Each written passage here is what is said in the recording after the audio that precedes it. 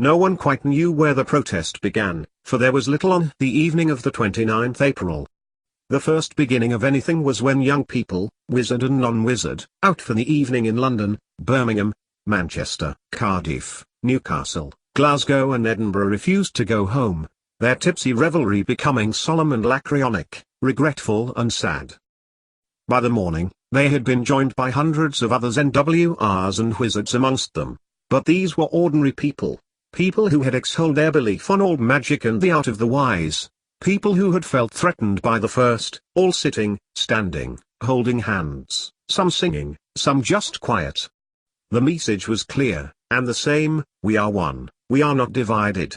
Banners had been unfurled. Protests had begun. The division of wizards was supposed to be secret, but secrets have a habit of getting out. As such, outrage at such an enforcement saw people protesting at council offices, parliament buildings, sometimes just in town centres and parks. The news stations got hold of the story when the Quibball team came together and sat, in formation from the early hours of the morning, their silent rispensence at Wembley Stadium and, when it came to midday, began to fly and run, to pass the ball in the formations that Bellatrix Lestrange had taught them. Families got together and refused to be separated. And amongst these the reciprocators strode, alerted by a dispute in Leamington Spa, before realizing that, far from a disturbance, the wizards and non-wizards who had come together were singing campfire songs, were drinking tea from a makeshift fire with a huge kettle hung over it. In Hedgewood's School of Witchcraft and Wizardry, where no student should be up before 7, 2 Gryffindors were heading towards the broom store, and to the fireplace. They could not contact their friend, but they would try later. And in the hospital wing, to where Fraser Blewett had been moved, a figure left his bedside. Arella had sat next to her brother, who had confessed all to her. It was as she had suspected. She looked down at her arm, on which she had drawn the anti-conjurist symbol, and rubbed at it, futilely. Of course he had done it. It was his style. It was Fraser down to a T. And he had dragged his one obstacle, Sam Potter, with him. When Fraser had become tired and had closed his eyes again, Arella crossed the flagstones outside the Great Hall and up towards Gryffindor Tower, almost colliding with Darren Black and Julian Scott, who had been debating, now they had returned, whether they should try again, and whether they should spend their Saturday as they spent every Saturday, in the company of Rufus in the greenhouses, as Tabitha Penwright was observing. "There's going to be trouble today," were Arella's words. She smiled at Julian, but before either he or Darren had a chance to ask what she meant, they were joined by Rufus, who was insistent that they come with him to greenhouse number 19, the one with the retractable roof, because he was certain that with the help of Doriel, he could enhance the electromagnetic signals that the plants were producing. So, down they went, after breakfast, and began the next step in Rufus Lestrange's experiments, setting the little owl free to transport the radio signals they were producing by a radio transmitter that Rufus had attached to a little band on her leg. They did not notice the sky at first. It was spring in the north of Scotland, and as such, the area was still prone to rainstorms. But, when rain did not come in an ever-darkening sky, Julian and Darren went outside and looked up. At first, they did not notice the dozens upon dozens of witches and wizards surrounding the school, nor yet the dozens of Hedgewood students at walls and beside windows, they themselves looking out to find the cause of the ever-darkening skies. "Who are all these people?" Julian asked of Darren, who shrugged. And when they did not come back inside the greenhouse, Rufus stopped what he was doing and joined them too. "Why, it's the European Minister himself!" Rufus exclaimed, pointing to the West Tower and above, where Draco Malfoy, his long, blonde hair trailing in the breeze, was hovering just above where he knew the headmaster to be. At length, Lindveld Halen came to the little balcony atop the tower. "Thimlin," he shouted, his wand to his throat to amplify his speech. "You again. I do believe I informed you that we rejected your plan of takeover." He looked around the tower, and at the multitudes of wizards and witches on brooms. Not quite witches and wizards yet. For, if you were observant 2 chapters ago, When young Septimus Lupin arrived at Durmstrang in search of poor Ragnhild Anderson, you would have noticed that the school was empty of its students. Those students were now, in their scarlet robes, hovering in a ring around the perimeter of the school, where the protection of the edgestones were preventing them to gain a nearer access. "And, we are enforcing the law," Firmlin replied. "Minister Malfoy has accompanied us, to make sure the law is understood."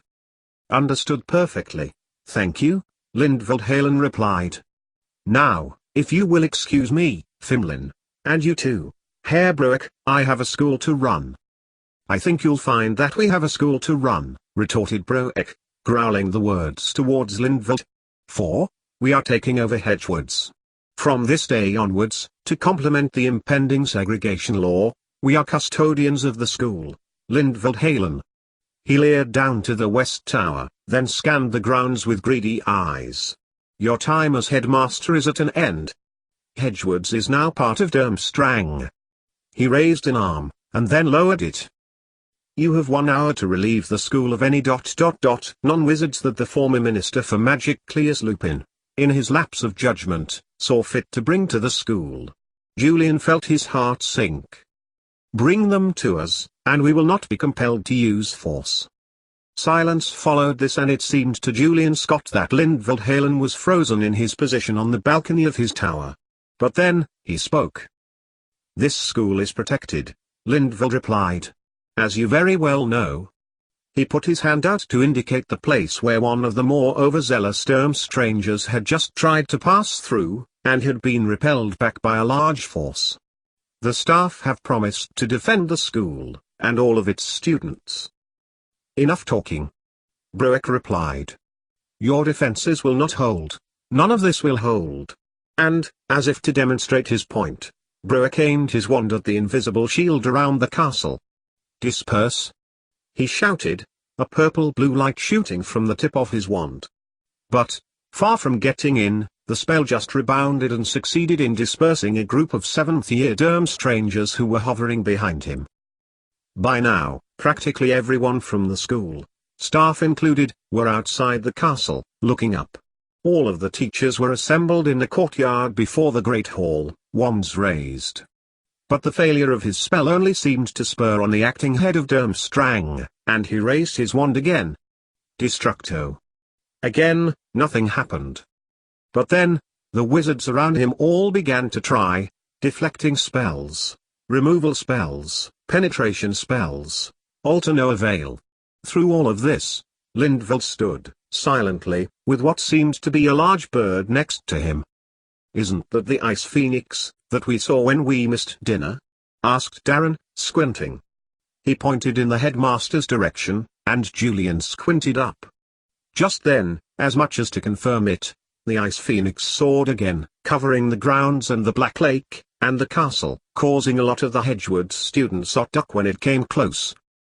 But this did not deter the attackers, and, just as more and more of the wizards joined in attacking the protection, what looked like blue lightning streaks appeared, like broken glass, in the sky around them.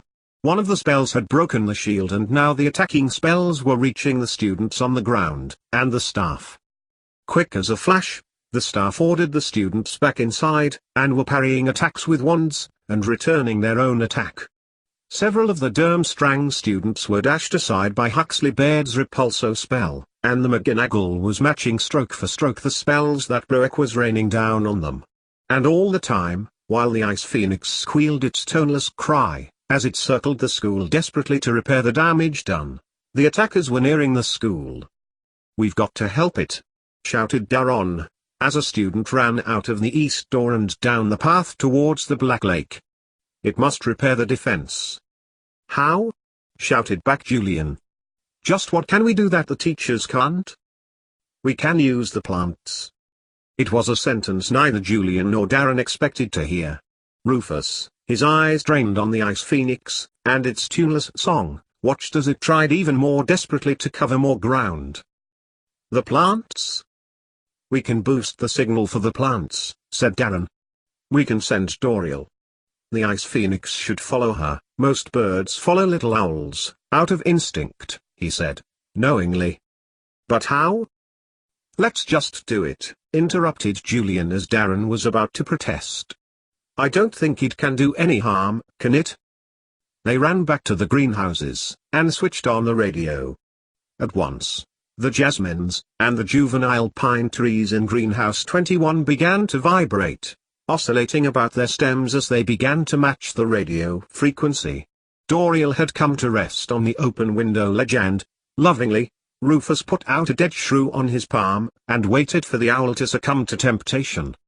When Doriel had swallowed it, and then regurgitated the indigestibles, she squawked and fluttered around Rufus, which allowed him to switch on the radio transmitter.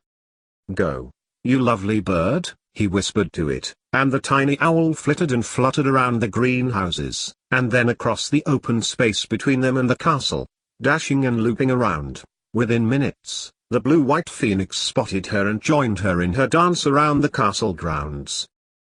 At once, there were crackles above the heads of the teachers and students, the invisible shield becoming dynamic again. Is it working? Asked Darren, half to himself. And then, as the birds mimicked one another's movements, a figure, just outside the broom store, headed across to them. What are you doing? Asked Arella. Helping the ice phoenix, I think, replied Julian, scanning the abnormally dark sky. At least your mum was right, Rufus, the night helps the radio signals go further. But is it helping? Asked Darren, doubtfully. For, where the shield was repaired, and repelling attackers, more holes were appearing. Arella, said Julian, turning to look at her bright, inquisitive face. Can you do something? Something to stop the Durmstrangers getting into Hedgewoods and taking over? What is it? Tell everyone, all people who have a portable pensieve, to switch it on. Allow it to run on. He looked across to Rufus. Test setting? Test setting, agreed Rufus. It should give enough boost around all parts of the castle to the radio signal that Doriel is transmitting from the plants.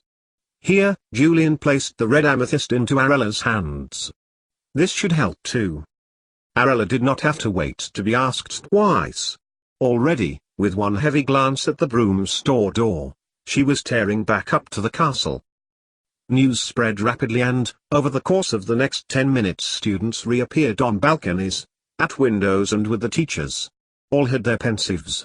At the balcony above the great hall, Julian could see Arella standing, her arm outstretched, presumably with the rock she had given her inside her closed fist.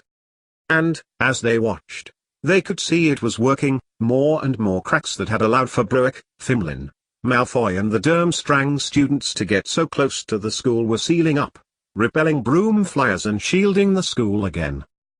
It was, as Rufus would be at pains to explain to them later, creating resonance. Where the sound waves intersected, at lower frequencies and higher, managed to shatter the dome around the school and disperse the conjurists, amplified by the use of the portable pensieves. This meant the teachers' spells were amplified, and were increasingly successful against the main antagonists. We are one. A chant was beginning to echo out of the school, and around the grounds. Hedgewoods. We are one. And then, suddenly, after about an hour of fighting, the red-cloaked wizards and witches suddenly stopped. A representative of the students, one of Cecilia's finest, amplified his voice over the battle. I represent the students of Durmstrang. His voice echoed around, and, at once, the attack began to ebb. I represent all of the students here present. We were asked to fight on behalf of the European Parliament to uphold European law. We now see that we were misled. He shouted the word above the battle noise, and this helped to bring about even more of a ceasefire. As the head boy of this most honorable of schools, to the headmaster of this honorable school, we, the students of Durmstrang, will no longer be a part of this fight. Good day. And with that, like a cloud of ladybirds taking off on a fine summer's day, the Durmstrang students left the skies over Hedgewoods. There was cheering. It was clear with whom the victory lay. For now, above the protective shield, the remaining attackers, Bruick, Fimlin and Malfoy included, were themselves being attacked by the reciprocators, including Tonks, Mad-Eye, Arthur Weasley and his sons, Bathsheba, Bertie, and Benjamin. Above them all, The head teacher's ice fancy spread its wings, let out a blast of wind as cold as the coldest night of winter, all of Hedgewood's encased in its icy grip. Behind it, little Doriel flapped her way in eager pursuit. "That was ace, Newf!" exclaimed Daron, clapping their friend on the back. "Yeah, top stuff," agreed Julian. But congratulations that would have been in order were interrupted by the appearance of their Professor Longbottom, with a stern look on his face. "What are you doing down here?" he asked, looking between the three. "Helping," said Rufus, simply. "We saw it all, sir," enthused Darren. Then Rufus had the idea to boost the signal for the Ice Phoenix using the plant's radio frequencies. "Did he really?" gasped Neville Longbottom in amazement. "This is truly remarkable." But before he could talk any further, the Phillips twins, in the company of Arella, tore down the grass to the greenhouses. "The you are? McGonagall's doing her nut. She's got the heads of house registering everyone and Thetty can't find you." "It's okay, Rydian," said Daron, "you and Emlyn can both go back and tell them where we are." "And what Rufus did," added Julian, loyally. "Is everyone all right?" asked Neville. "All okay," nodded Emlyn Phillips. "But there were a few casualties.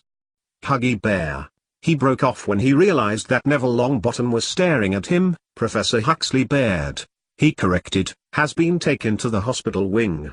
Oh," he turned to Arella, "but they can't find your brother," he added. And, Rydian's usually merry face dropped low. "And Aaron Cruglington." "Yeah?" asked Julian, feeling the dread of what was to come. "You know he was ill. Well, when the attack began he closed his eyes, and hasn't woken up. Madame Pomfrey refuses to say he has died, but we were with him. Back to the castle, now," ordered Neville. "Except, you four," he said, addressing Rufus, Julian, and Daron, and also Arella. "What you did here cannot be underestimated," he continued, looking between the three faces. "Arella, I know your brother has left the castle, and is hiding somewhere. Before you all come back up, take a look around. See if you can find him. Despite what the circumstances are, he is not in any trouble."